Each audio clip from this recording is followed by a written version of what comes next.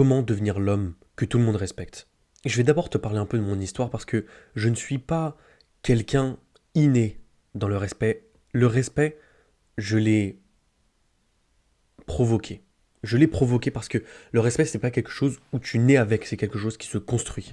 Et donc dans cette vidéo, je vais t'expliquer comment construire le respect, comment imposer le respect, comment être l'homme que tout le monde respecte. Pour parler un peu de mon histoire, je suis quelqu'un, pendant toute mon enfance, j'ai été un peu le second, j'ai pas été le mec très populaire, malgré que j'ai été dans le groupe, on va dire, assez populaire, voilà, j'étais toujours dans le groupe où les mecs, tu sais, ils commençaient à se mettre avec les meufs et tout. Moi, j'ai jamais été dans ça, j'ai jamais été le mec trop populaire, jamais pu trop sortir parce que mes parents étaient quand même très stricts à l'époque. Donc, j'ai jamais été le mec très populaire, jamais été le mec très respecté des autres. Et en fait, pour ça, j'ai fait le pitre. Je croyais qu'en faisant le pitre, j'allais avoir le respect des autres. Mais s'il y a une phrase très importante que tu dois retenir, c'est recherche le respect et pas l'attention, car le respect dure plus longtemps. J'ai fait beaucoup trop de fois l'erreur d'essayer de faire le pitre, le clown, pour que les gens rigolent et au fond en espérant que les gens me respectent, mais ça a été complètement l'inverse. Donc dans cette vidéo, j'aimerais vraiment que tu évites les erreurs que j'ai faites quand j'étais plus jeune, et aussi, surtout, comment être l'homme qui impose le respect, parce que le respect n'est pas quelque chose que tu demandes, le respect est quelque chose que tu imposes. Quand j'étais plus jeune, j'avais voilà des amis qui me respectaient pas trop, tu sais, des amis, tu sais, ils rigolent de toi, ils te vannent un peu à la cantine, etc. Ça te vanne sur ton t-shirt. Tu sais, l'école, parfois, l'école c'est dur, hein, parfois. Et donc, t'as des amis et tout qui te vannent, mais au final, quand j'y repense, est-ce que ces amis-là, mes amis en tout cas, avec des guillemets encore une fois, est-ce que ces gens-là avaient raison de me vanner? Je pense que si t'es un peu faible d'esprit, tu vas dire non, c'est pas bien et tout. Mais moi, je vais te dire oui, ces gens-là avaient raison de marceler. Enfin, marceler. Ces gens-là avaient raison de se foutre de ma gueule. Ils avaient raison de se moquer de moi quand j'étais plus jeune. Parce que, qu'est-ce que je faisais de mes journées? Je me levais le matin, j'allais en cours, je rentrais, je jouais aux jeux vidéo. Et ensuite, le week-end, je faisais rien, je me levais, je foutais rien de la journée, je fapais comme un con, et c'est tout, et la journée s'en suivait, tu vois. Je ne faisais rien de productif. Rien de productif. Donc finalement, ça se calquait sur ma vie de tous les jours. Donc c'est normal que les gens ne me respectaient pas.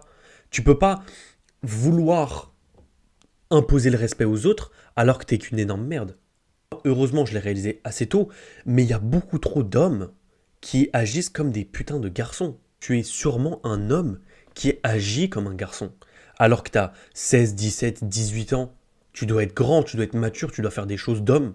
Mais là, tu es là, tu fais encore des choses de garçon, tu joues encore aux jeux vidéo, t'as pas de responsabilité, tu fais rien dans ta vie, tu sais pas qu'est-ce que tu veux faire plus tard. Et donc, il y a trois choses que tu devrais mettre en place pour devenir l'homme que tout le monde respecte. Ces trois choses-là, c'est le CSI. C pour confiance, S pour succès, I pour identité.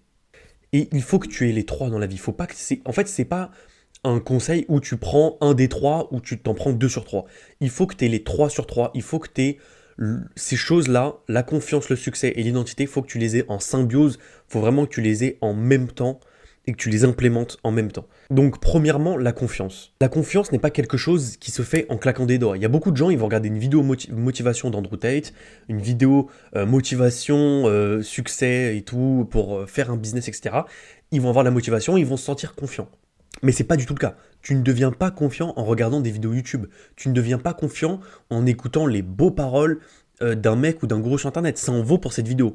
Tu deviens confiant en étant compétent. C'est en acquérant une compétence que tu deviens confiant. Pourquoi? Parce que quand tu es compétent, tu es à l'aise, tu es dans ton environnement. Donc tu as confiance en toi. Je te donne un exemple tout con, mais moi, je suis très confiant d'aller à la salle de sport. Pourquoi? Parce que je suis compétent en musculation. Je suis compétent. Je sais m'entraîner, je connais les gens là-bas, je suis très à l'aise. Les gens, ils viennent, ils discutent avec moi. Je sais que voilà, j'ai un bon physique qui impose. Et voilà, donc c'est la compétence qui va t'amener la confiance. Et la compétence, elle s'acquiert en faisant le travail dur. Qu'est-ce que j'entends par là? C'est le travail qui te sort de ta zone de confort. Il faut que tu sortes le plus possible de ta zone de confort, que tu fasses le travail dur, the hard work, le plus souvent possible. Faut que tu sortes de ta zone de confort le plus souvent possible et que tu développes tes compétences. Et viendra la confiance en soi. Et encore une fois, la confiance n'est pas générale. C'est pas parce que tu es confiant dans un domaine de ta vie que tu es confiant dans tous les domaines de ta vie. Parce que je suis sûr que toi, tu es confiant dans certains domaines. Peut-être que tu es confiant dans certains jeux vidéo parce que tu es très très bon. Peut-être que tu es confiant parler à des meufs, mais tu pas confiant de rentrer dans une salle de sport. Peut-être l'inverse.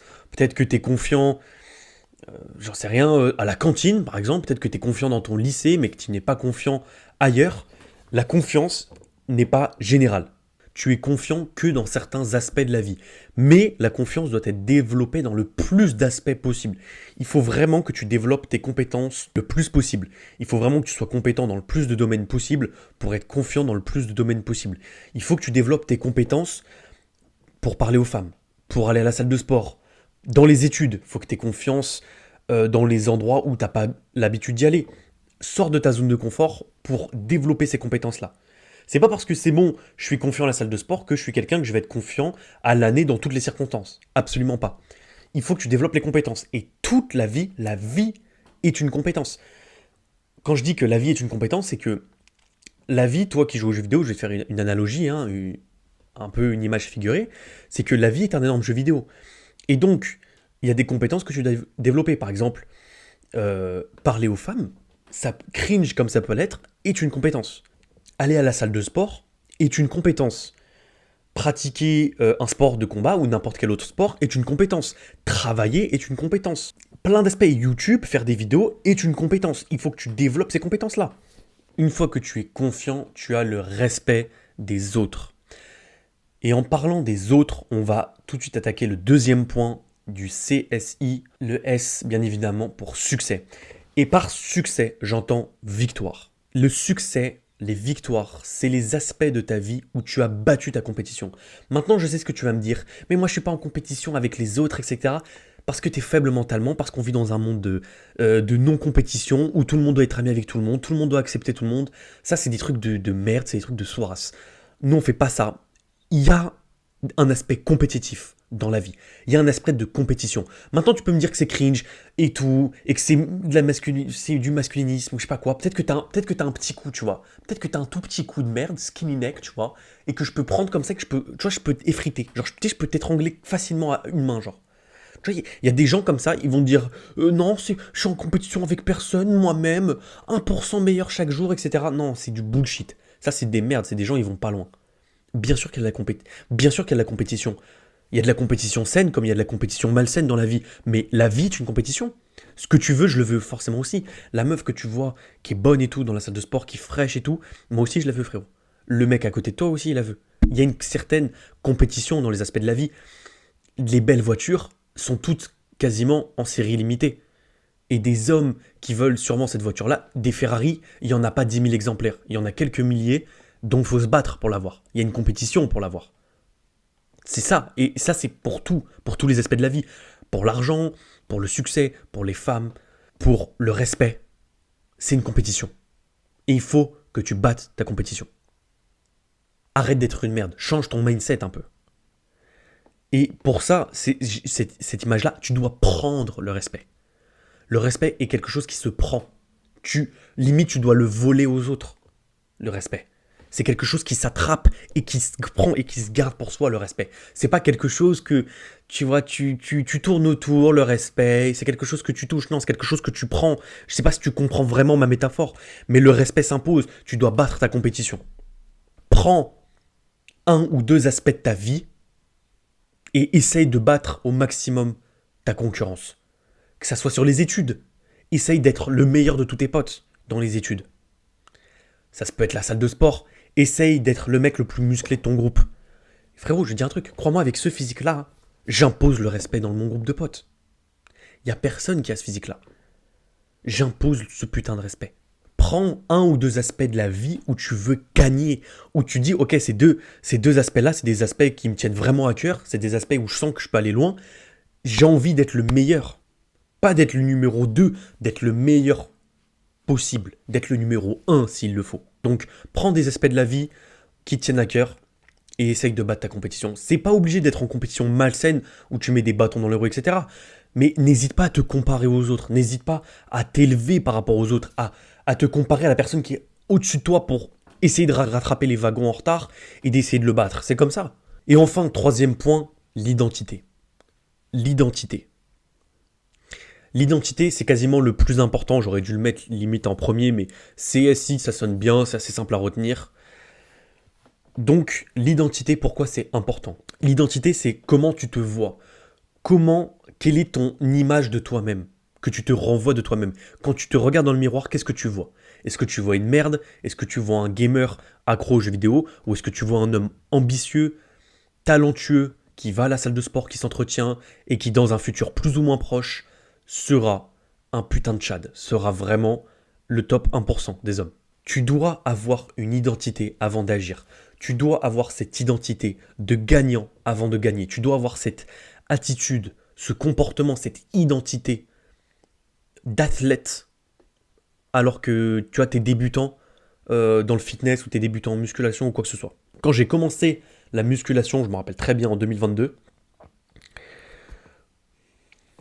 quand j'avais commencé la musculation, je me voyais déjà athlète, je me considérais déjà comme un athlète. Parce que l'image que tu te renvoies de toi-même est extrêmement importante. J'en ai parlé dans mon ancienne vidéo. D'ailleurs, j'essaierai de te mettre un petit plus et tout, ou de la mettre à la fin. C'est extrêmement important que tu te visualises. C'est extrêmement important que tu te reflètes une image de toi-même. Même si cette image de toi est fausse. Peut-être que quand tu débutes la musculation, tu n'es pas un athlète. Mais considère-toi comme tel. Considère-toi. Fake it until you make it. C'est un truc en anglais, c'est... Voilà, tu as compris l'idée, c'est fake-le tant que tu ne l'es pas. Mets un masque jusqu'à ce que ce masque devienne réalité. Mets ce masque d'athlète jusqu'à ce que tu deviennes un athlète. Mets ce masque du mec confiant, du mec qui impose avant même d'avoir atteint cet objectif. Et ça vraiment, c'est un super pouvoir. Tu dois le faire. C'est vraiment une autoroute, c'est un shortcut, c'est un raccourci du développement personnel. C'est littéralement un boost. Il faut que tu aies une image de toi, de l'homme que tu as envie d'être. Et le mec, ça va te booster à 110% dans ta vie de tous les jours. Donc voilà, j'espère que cette vidéo t'a plu. Moi, c'est Julien, je fais des vidéos sur le développement personnel pour les jeunes hommes. Abonne-toi à cette chaîne YouTube, mets un petit pouce bleu si t'as aimé la vidéo, et on se retrouve pour une prochaine vidéo. Peace!